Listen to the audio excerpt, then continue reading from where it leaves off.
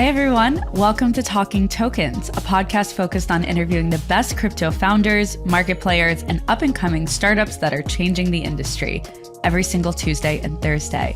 I'm Jacqueline Melinek, your award-nominated host and former senior crypto reporter turned entrepreneur, and I'm excited to be here with you all. Now, let's get into it. Today's guest is Harry Zhang, the co-founder of Galaxy and the podcast's newest sponsor. We're actually recording this episode from our office, so the background might be a little different than what some of you have seen before, but we're excited to have Harry on the show today. Galaxy is a Web3 on-chain distribution platform with a suite of products, and it recently launched its layer 1 blockchain, Gravity, to migrate those products onto its new blockchain. Gravity will bring in Galaxy's current suite of products to support its 20 million users, and its alpha mainnet is scheduled to launch this month. And there's a lot to talk about here. So Harry, welcome to the show. Thank you, Jackie, for inviting me here. Yeah, awesome. To start off, can you kind of tell us about why you co-founded Galaxy and a little bit about yourself and your background and how you got into crypto? Yeah, of course. My name is Harry. I'm the co-founder of Galaxy. I started in crypto, I think, 2017, 2018. Back then, we started a company, DLive and Lino. We were trying to build this decentralized content economy and a decentralized live streaming platform on top of it. At the peak, I think we had more than 10 million monthly active users for DLive, and we sold the company in 2019. And yeah, then at 2021, I realized crypto projects lacks tools for them to do growth marketing overall, and I found NFT to be a really engaging medium for projects or communities or brands to engage with their members, to reward their members. So basically, we built Galaxy Identity Protocol to compile users' data across different platforms, their contributions, and projects can leverage NFTs, points, loyalty programs to reward to their contributors based on all of these data. So we started Galaxy with Galaxy Quest, Galaxy Identity Protocol, and now Galaxy is turning more into a decentralized super app, helping users to navigate everything in Web3. And along with that mission, we also built Gravity in order to help with chain abstraction. It's a layer 1 that's designed for chain abstraction, so it can create a better user experience for users to navigate across different chains so that we can onboard more users along with other developers as well. Yeah, before we get into Gravity, because I feel like there's a lot to talk about there on that front, Galaxy is pretty big. You have 20 million users, over 100 million monthly transactions. How did you get the company to scale to that level? I think there's no secret here. I guess it's really to focus on what users want and what projects want, which are also our users as well. So we basically want to help projects to grow, and it was really a pain for them to find great growth channels in the space. Twitter ads, Google ads, all of these channels that worked for traditional Web2 companies did not really work for crypto. And in the Web3 space, it's very unique in a way that all of these projects leverages airdrops and growth campaigns in order for them to do growth marketing. So we basically help all of these projects to compile data across different platforms, on-chain data, off-chain data, Discord, Telegram, Twitter, so that they don't have to build all of these complex tracking tools for them to help them track contribution from the users. And then we also build various reward types, including NFTs, oats, on-chain achievement tokens, loyalty points programs that help them to grow. So yeah, the more projects that we onboard, the more users that we onboard, and then it's like a flywheel, so that we have a network effect, so that we got to a point where we are today. Yeah. On the front of rewards, which one do you think is the most receptive by the Web3 ecosystem? Like, what do they really want? Is it the point systems, NFTs, something else?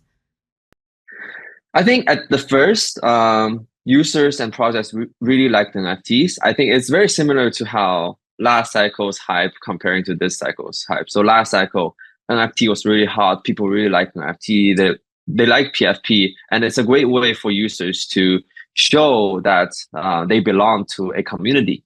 But as we um, move forward as the entire space, I think things got much more simpler. So the whole meta from NFTs to meme tokens and also NFT campaigns to points campaign, it's basically making things much simpler so that users can do all of these contributions and calculate their contributions based on different points, because NFTs are non-fungible. Sometimes it's more gamified version of the loyalty points campaign. So yeah, so I think it's pretty different between the two cycles. Yeah.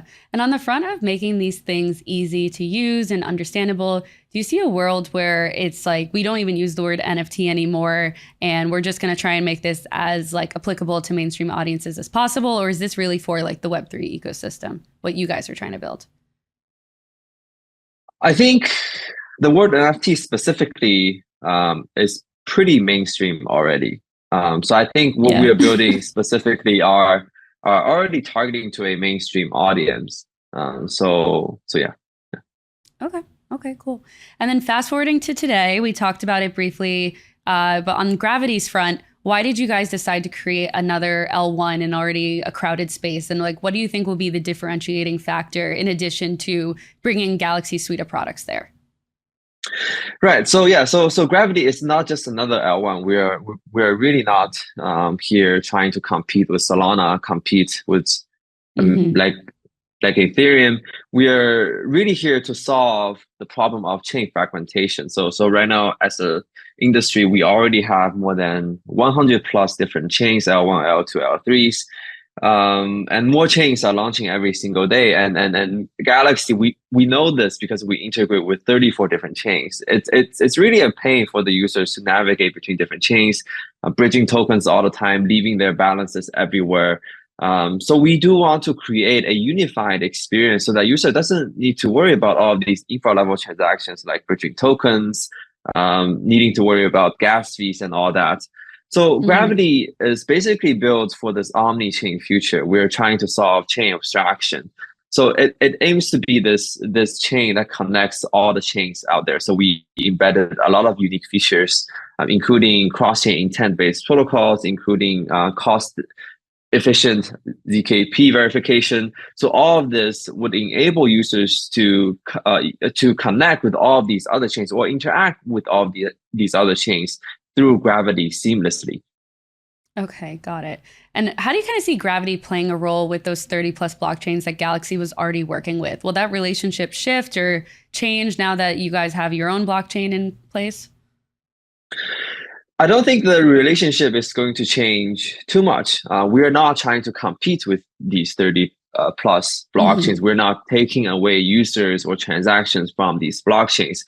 Gravity is basically here to help our users to have a better user experience. So right now, a user might need to go on 10 different websites in order to participate in a multi-chain request. But with Gravity, all of these can be done seamlessly. They don't need to worry about getting tokens on the other chain, but the transaction is still going to be happening on the destination chain.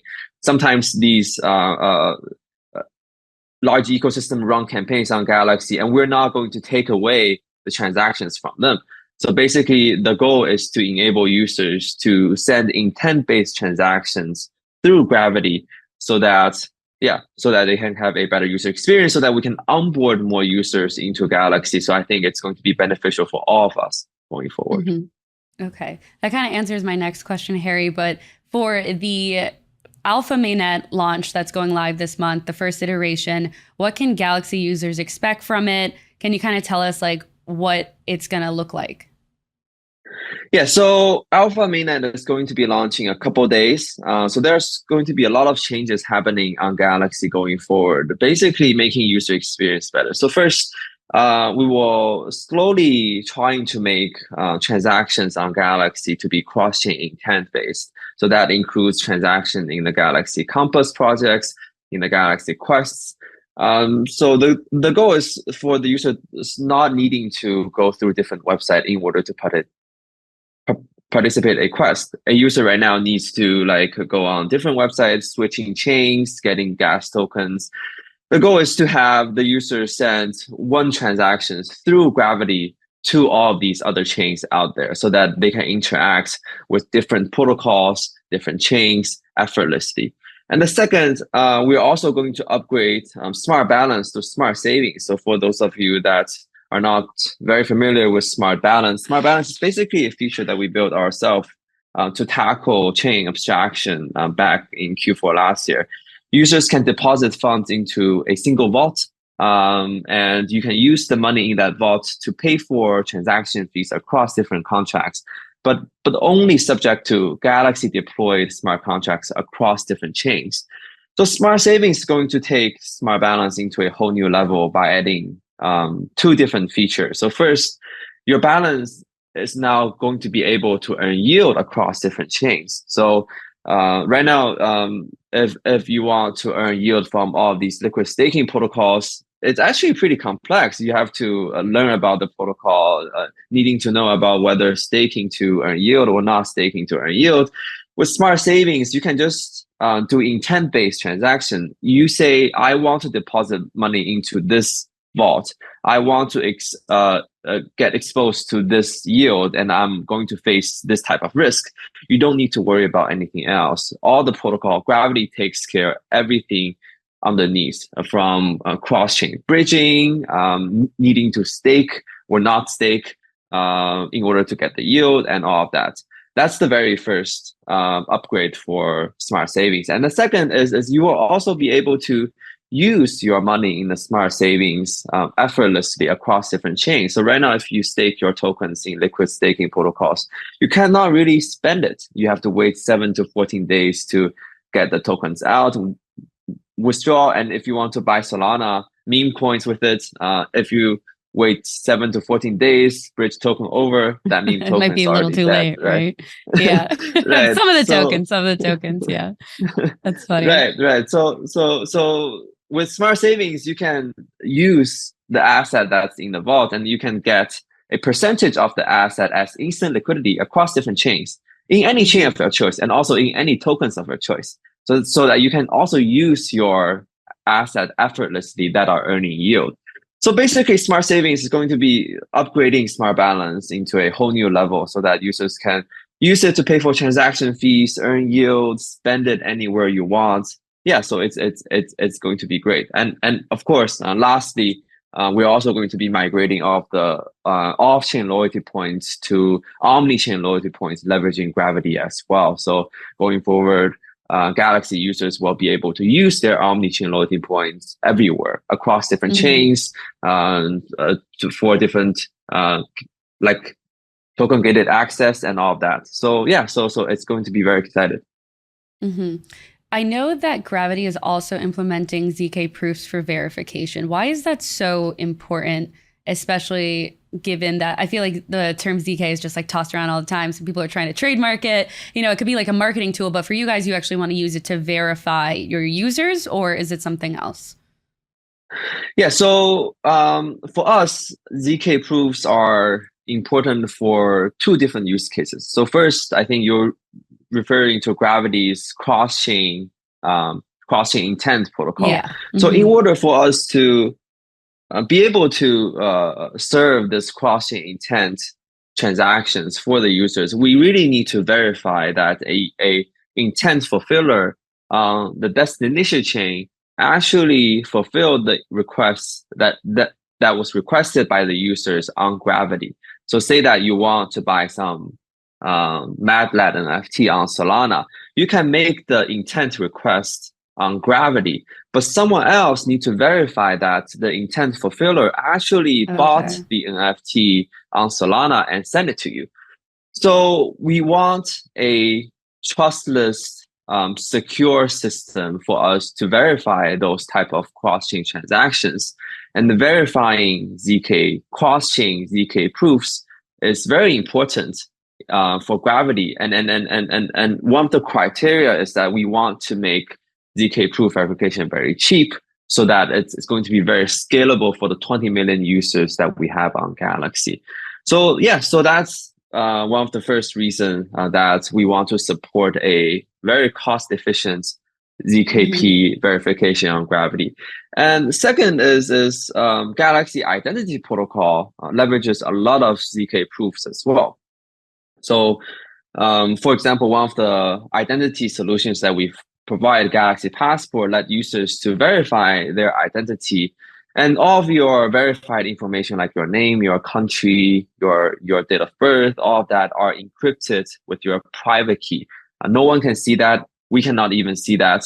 But when you want to share the information with third parties like DEX protocol, so for example, if some DeFi protocol wants to verify that you are not from the US, you are not on the sanction list, you can generate ZK proofs and send it to that DEX to prove that you are not from the US, you're not on a sanction list without revealing your actual identity. So that's also very important on Gravity as well, because we want to make all of these verifications on chain. Yeah, no, I definitely understand and see the value in that, because it's like, I want to prove that maybe I'm not living in the US, but I don't necessarily want to say where I am exactly. I feel like anonymity in crypto is a very big topic and something that people take a lot of pride in. So being able to do it that way would make a lot of sense. Yeah. And on the front of Galaxy Passport, you brought that up before. It has about 1 million users. Correct me if I'm wrong, but that will be moved from BNB chain to Gravity, right? And then there's also Galaxy Score, which will be moved from Polygon to Gravity as well. What is the process for something like that? The process is going to be very seamless for the users. So we have all of these holders on different chains, and we're going to airdrop them the new NFTs for them on Gravity. And all of these information are still going to be encrypted with their private key. So don't need to worry about all the security issue, privacy issue, and users will be able to use their passport, their score effortlessly afterward as well. Okay. Very interesting. On the front of the official mainnet launch, which is aimed to go live in Q2 of 2025, what will happen in the interim between now and then? This podcast is sponsored by Galaxy, and if you're immersed in the world of Web3, Galaxy is a name you need to know. As a decentralized super app with an impressive 21 million users boasting over 100 million monthly transactions, Galaxy is elevating its impact with Gravity, the magnet chain for Web3. Gravity is designed for full chain abstraction, zero-knowledge proof-based privacy, and rapid transaction speeds, all coming together to offer an unparalleled user experience. Gravity opens the door for developers to effortlessly build on the largest on-chain distribution platform, and for users, it promises an even smoother, more secure journey through Web3. It's not about being on-chain, it's about being on the right chain every single time. Galaxy is on a mission to onboard the world to Web3, and Gravity is the magnetic force that will propel that vision forward. Ready to launch your Web3 journey? Build the future on Gravity. Visit gravity.xyz for more information. So I think the only difference, and it's actually a pretty big difference between the alpha mainnet and the mainnet, is that alpha mainnet is going to be relatively centralized. So it's built upon the Ethereum L2 stack using Arbitrum and Conduit. So the alpha mainnet is basically us running this centralized sequencer, proving that all the cross-chain transactions or cross-chain verifications are done correctly. And for the mainnet that's going to be happening next year, that's going to make everything decentralized. It's going to be powered by restaking consensus algorithm. We are working with Babylon. We are working with EigenLayer on that, so that all of these transactions are verified using proof of stake, and token holders of our own token, G token, which is migrated through Gal token, and also ETH and Bitcoin holders can all join to secure the network. So that's going to be a very big difference, and obviously for the official mainnet, we are going to be built on Reth, and we're also going to use Jotian as the consensus algorithm, so that it's also going to be very scalable, sub-second finality, also very high throughput. We are aiming for 1 gigagas per second for the throughput. So that's going to be the main differences. Okay, there's a lot going on that front. I guess in terms of demand, you brought up some of these other chains that could help validate the network, I believe is how you phrased it. What are the conversations like internally for your team with the foundations or teams behind those chains? We're actually not working with other chains. So, Hmm. well, Babylon is a chain itself, but they're actually providing Hmm. staking service for the Bitcoin assets. So Or we are Arbitrum too, able to. yeah. Oh, Arbitrum. Okay, so Arbitrum right Hmm. now, they are, yeah, we are using their stack to power our layer two. So yeah, so it's a very standard layer two that's built up using the Arbitrum tech stack. So everything is going to be secure using the Ethereum mainnet. However, the difference is that the assets are secure using the mainnet with a 7-day challenge period. So that's how Hmm. optimistic rollup work. But for us, we do really need a um, fast finality in order for us to verify cross-chain transactions, cross-chain intent transactions. So for the alpha mainnet, we're basically leveraging this as a chance for us to build in this transparent, open, permissionless, but centralized environment so that we can test out all the essential need or all the limits and capabilities of our cross-chain intent protocol. Okay, got it.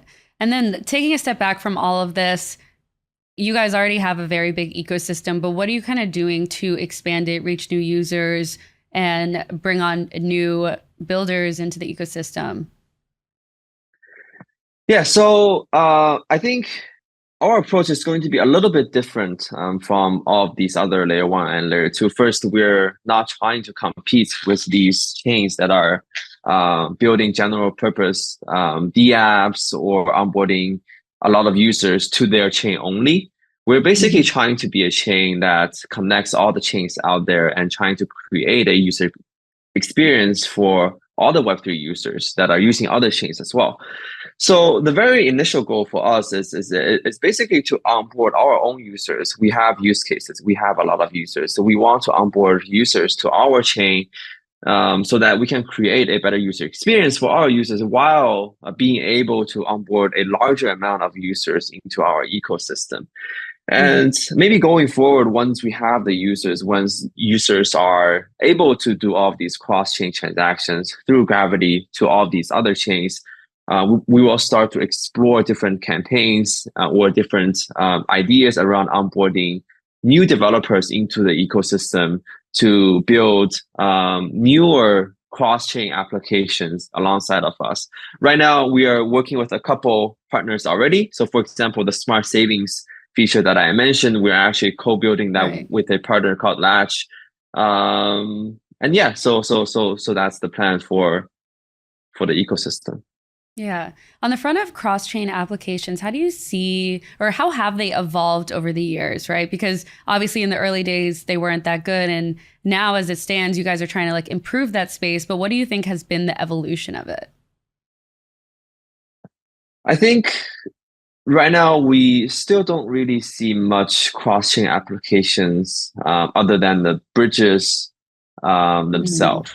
So I guess right now that's an increasingly bigger issue for the crypto ecosystem overall. That chains are too fragmented, your liquidity are very fragmented, and we don't see cross-chain applications that help users to aggregate their balance, to aggregate their user experience.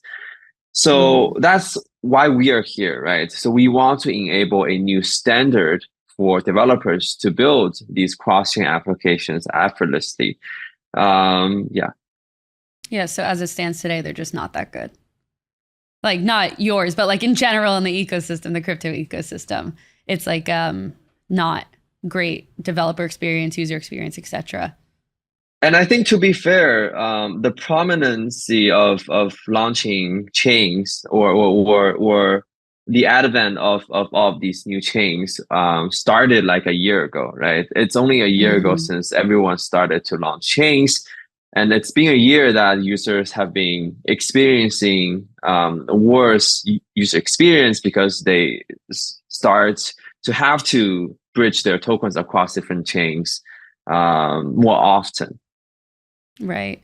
Right. We also talked a lot about user experience, and I wanted to ask you kind of your thoughts on how maybe other chains or projects in the space are kind of doing their accessibility, experience, etc., and what you think really needs to be improved upon outside of Galaxy. And also like what you guys are doing internally to make it more accessible.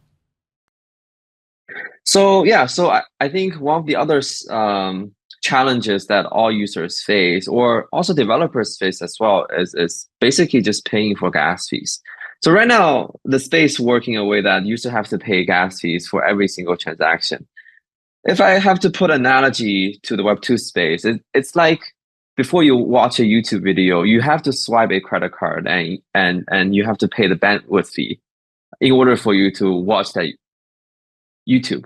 And if you go on Netflix next, you have to swipe a different card and also pay for the bandwidth fee, and then you can watch Netflix.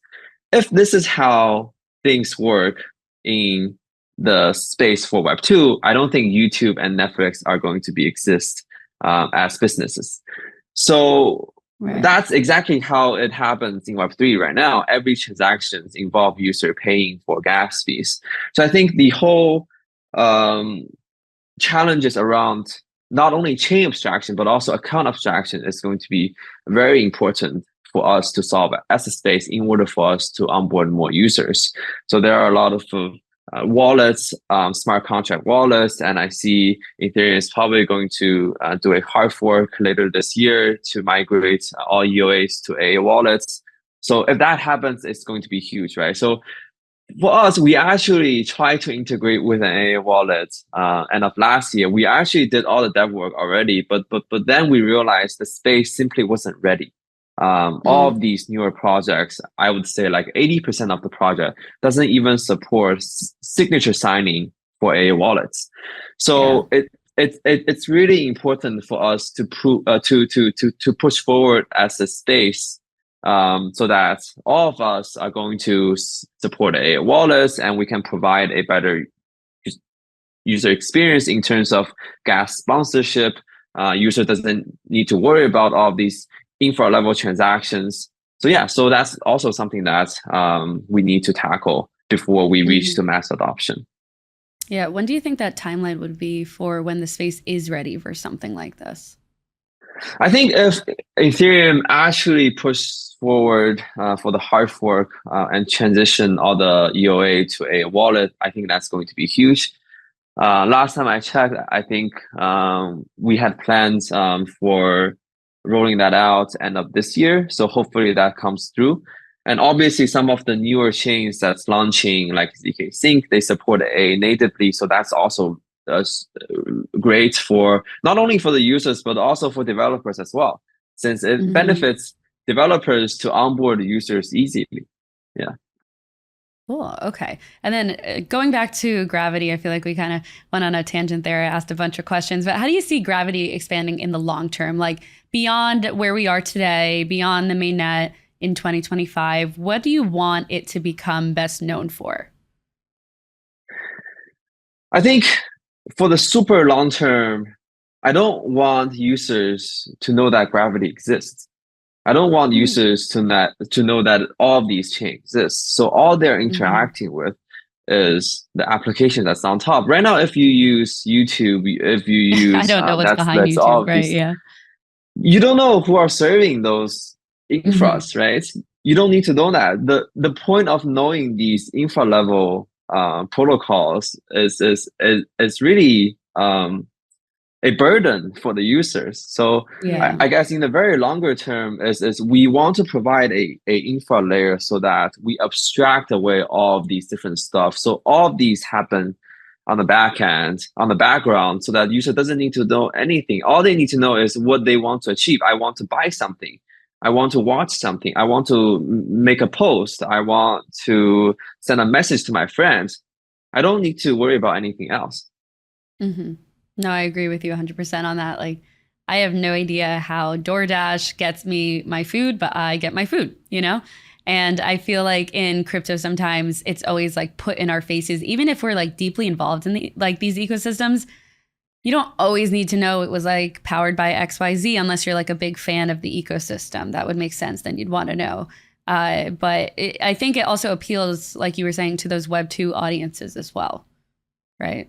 Yeah, yeah. And So I think right now it's okay since we're also very early stage, and I think we need the community to know about all of these protocols, mhm, to work on all of these protocols because we're open space, everything is permissionless, everything's open source, and we collectively contribute to all of these protocols. But going forward, as we onboard, as we like 10x, 100x, 1000x from where we are here, exactly. I Yeah. don't think users want to know about all of these stuff. hmm What about for Galaxy? Would you see a world where it's kind of like baked into things and you don't want Galaxy to be well known, or no? You want it to be on the forefront? I think Galaxy we want it to be on the forefront because Galaxy aims to become this decentralized super app, right? And it's the hmm consumer facing applications that user interact with all the time. We want to use Gravity to empower Galaxy so that it can create a good user experience to onboard more users. But Galaxy is going to be this face to interact with the users. We're also going to integrate with some of the AI capabilities where we have an AI agent Alva that's going to be integrated within Galaxy soon. So yeah, so maybe user doesn't need to interact with Galaxy GUI. It can hmm interact with the chatbot instead. So that's all possible, but we still want Galaxy to be this user interface that users use every day. Yeah. On the front of decentralized super apps, how do they kind of differ from centralized ones? And what Web3 elements are you trying to bring into the super app space that maybe doesn't exist today? So I think currently the goal is really to help users to navigate in Web3 and to help them to do everything in Web3. Right now, hmm users really want to do a couple of things. They want to find the next gem. They want to do exploration, find the next project. That's going to be huge. They also want to do trading and investing, and they also want to passively earn some income through yield farming, through liquid staking protocol. So yeah, so we are trying to aggregate all of these features together. And since we already have a lot of users, we are the leading players in helping users to explore Web3 through Galaxy Quest, Galaxy Compass. We want to hmm add additional features on top. So for example, Alva is going to be this AI-powered trading copilot to help users to compile information across different channels so that they can make more informed decisions on trading and investing. And smart saving is also going to be a protocol that helps users to earn yield effortlessly across different chains and also help them to spend money effortlessly across different places. So yeah, so on top of the user base that we already have, we want to expand more capabilities for the users so that they can do more things in Web3 effortlessly. Yeah, 100%. I feel like you've definitely got your hands full then. Yeah, a lot going on here. Yeah, amazing. Outside of Galaxy and Gravity and everything going on there, questions I always love to wrap up with is what is something else that you're watching in crypto right now that you think people should be paying attention to? Something else in the crypto space. Oh, that's a good question. I think overall, I'm very intrigued by decentralizing trust, the whole concept of decentralizing trust. So I think that's Mm, Bitcoin sort of did that with assets, and I think EigenLayer right now is trying to do something for a more general purpose, decentralizing trust. So, for example, I can give you an example.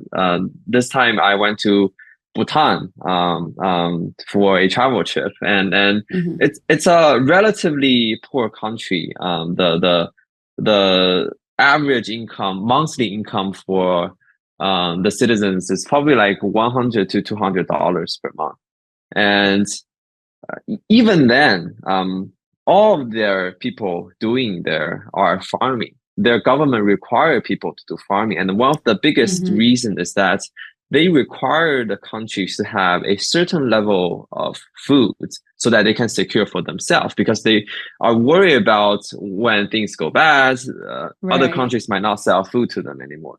So the essence of the issue, the essence of them cannot do anything else that makes higher economic growth for the countries.